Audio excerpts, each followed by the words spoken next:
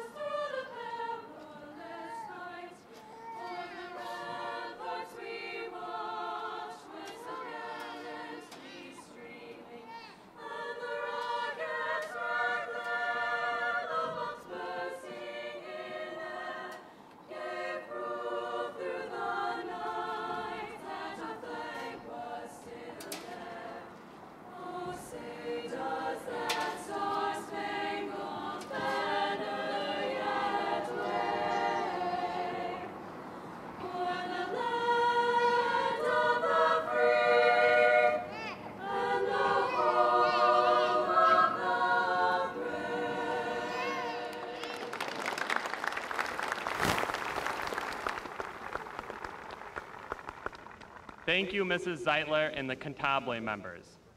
Everyone, can you please be seated?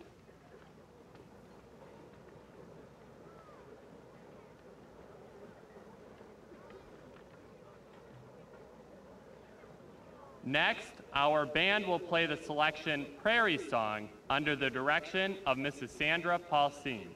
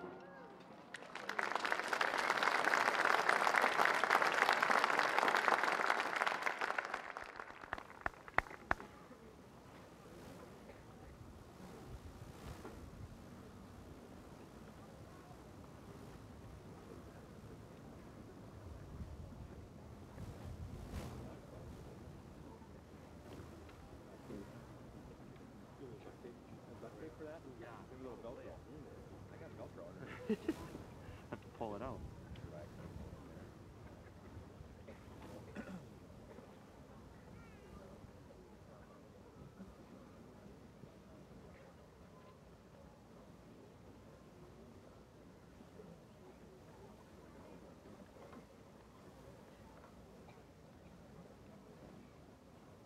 Thank you, Mrs. Paulsine and the band members.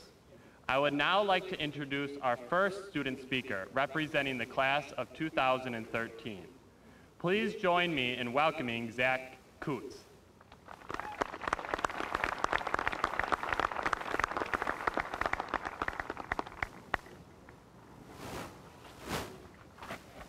Good morning, class of 2013. Welcome to graduation. Looking around at your smiling faces, I can tell that some of you really haven't sunk in the fact that we're graduating today. That just hit me about 5 seconds ago when Lincoln told me that I had to come up here. Approximately 1,362 days ago, we stepped foot into our high school lives. And no matter how the world tried to stop us, here we are today. The Mayans tried to stop us, but miscalculated. For some of us, Mr. Duffy's world literature class tried to stop us, but we passed. It seems like we are pretty unstoppable, which is good. This weekend will be full of people asking what we are going to do with our lives. What are your plans for the future? What are your career paths? How will you be remembered in history? Before I get too far into the future, I would want to touch on the path that led us to today. Each generation is different. We, the class of 2013, grew up with knowledge and technology that 100 years ago, people weren't even dreaming of. We are one of the last graduating classes that remembers September 11th, and we did things that kids in a couple of years ago will never be allowed to do, all while carving out our paths through life. Today is a celebration of everything we have ever done. It was all a factor of getting us to this point. Every broken bone, every punishment, every chore, every game we played, mixed with every seamlessly endless hours studying, all made us the crowd of excited teenagers we are today. Regrets are a factor also. However, after today, I hope all of those regrets go away, because honestly, ain't nobody got time for that. You can sit around and wish that you had never sent that letter to a crush you had, or that time you skipped homework to hang out with friends, but none of it can change. Some things we can change. This speech has changed. This morning, actually.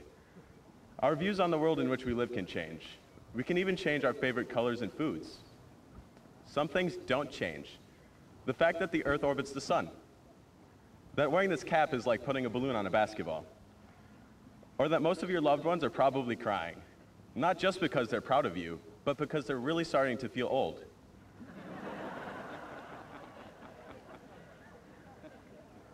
We also cannot change that approximately 1,362 days ago, we took the first steps into the rest of our lives.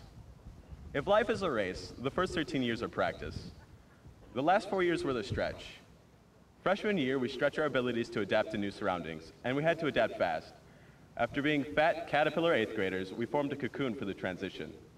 We had to learn respect for ourselves, our teachers, and our fellow students, even though some of them never even learned our names. I never was a sophomore girl, but as far as the boys were concerned, most of us were changing. We were getting bigger, faster, and stronger. We started to date more, some more than others. As sophomores, we came out of our cocoon and became beautiful butterflies. But we weren't ready to fly because when butterflies come out of their cocoons, they've got those weird swollen wings. Junior year was probably the most high school time because we had the time. We didn't have as much to do or worry about as senior year, and our wings were ready to fly. We figured out who we were as we became and reached the end of our stretching period. Then came senior year. We had found the nectar. Senior year is the highlight of any student's career, and it's something you just don't understand until you go through it. You won't understand senioritis until you go through it. And senior year ends with this ceremony. What makes today different than any other day? To prove that I have learned something in the past 4 years, I'm going to use what the English teachers would call an analogy. Not too unlike today, we were just excited teenagers waiting for someone to decide the fate of our freedom when we got a driver's license. Today is like the moments between getting out of the car at the DMV and receiving the results of the scrutinization. We already passed the test. We all are graduating, even though I won't thoroughly be convinced until I'm on my way out of here. After today, we have the freedom to live wherever we want, even in a van down by the river. We all have the freedom we need to make our dreams come true. After today, you become responsible for making your dreams come true. You will have a support network to have your back, but it's not my dream. It's not your parents' dream. It's your dream. You need to make it happen. Want to be an artist? Learn how to paint. Want to be rich? Learn how to budget. Want to change the world? Then tell the world your name. Leave here today with the mindset that when the reunion comes around, you will have the best job, the best family, and the best stories of anyone, and your dreams will become your reality. We begin a journey today.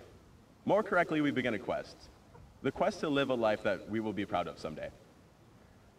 And if I took anything away from Mr. Duffy's world literature class, it's that a quest has nothing to do with the end result. You could end up a billionaire celebrity or settle down and start a family in the small town of Ripon. Anyone can read the last chapter of a book and know how it ends. But the real story, the real part of any quest is all the stuff that happens along the way. And everything that comes down the road starts with today. Graduation is more than awarded for all the hard work and dedication.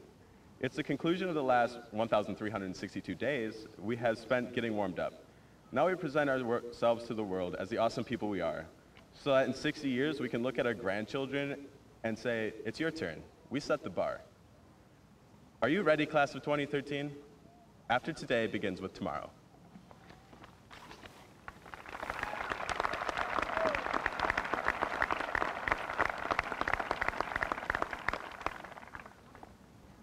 I would like to introduce Lincoln as our second class speaker.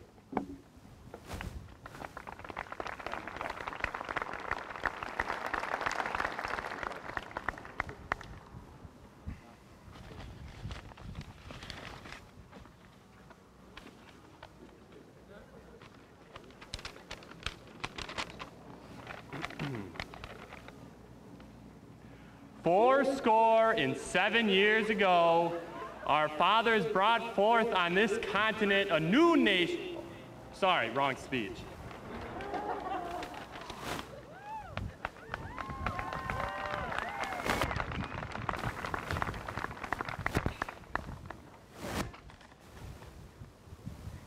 "150 years and people still recognize Abraham Lincoln's speech. I doubt any of you will remember mine past dinner tonight.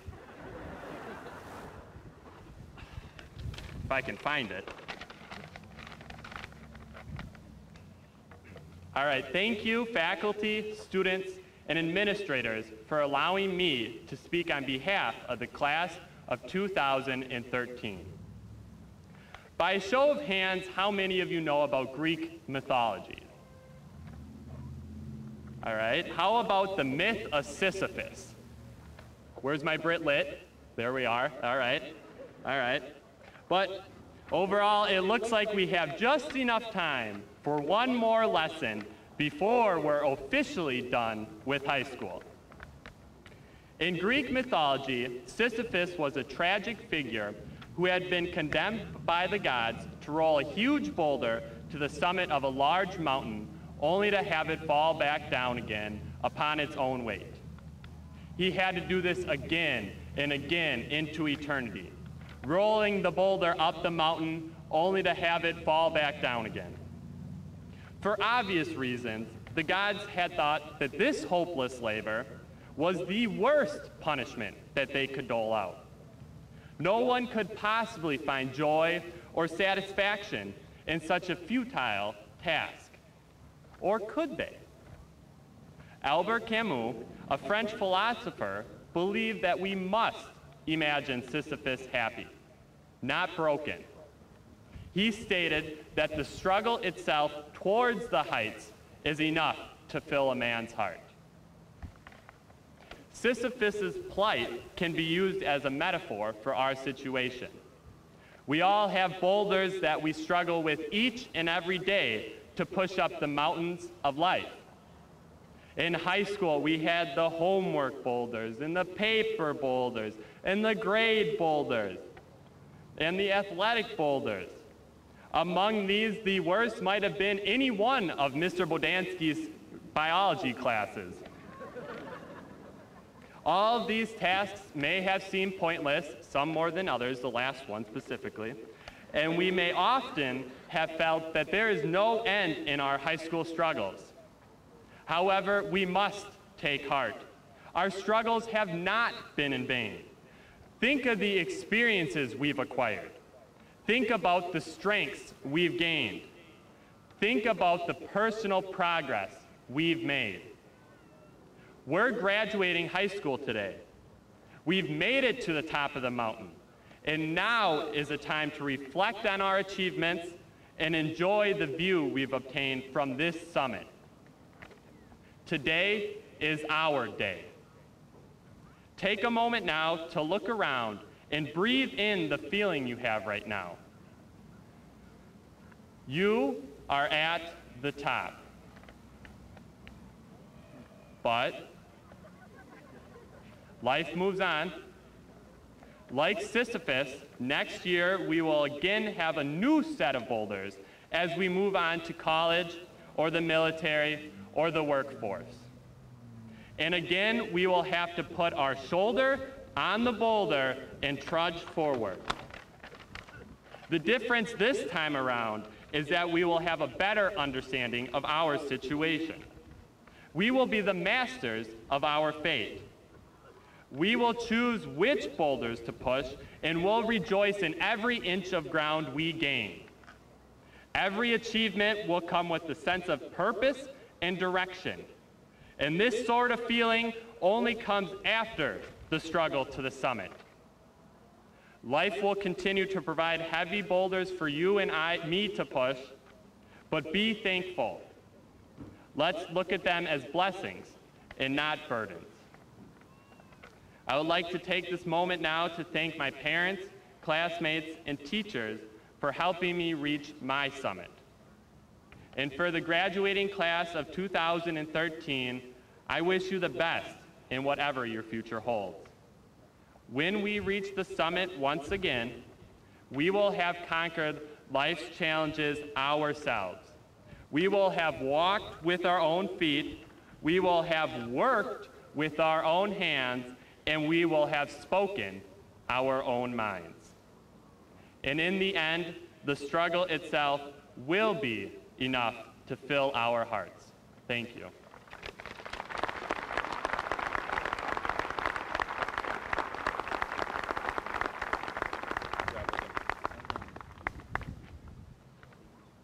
Now, would you please join me in giving a warm welcome to our staff speaker, chosen by the class of 2013, Mr. Patrick Osofsky.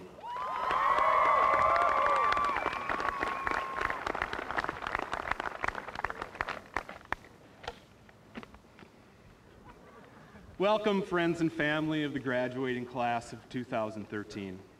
Sorry, film class, not the time. I would just like to say up front what an accolade it is to be selected commencement speaker by this year's graduating class.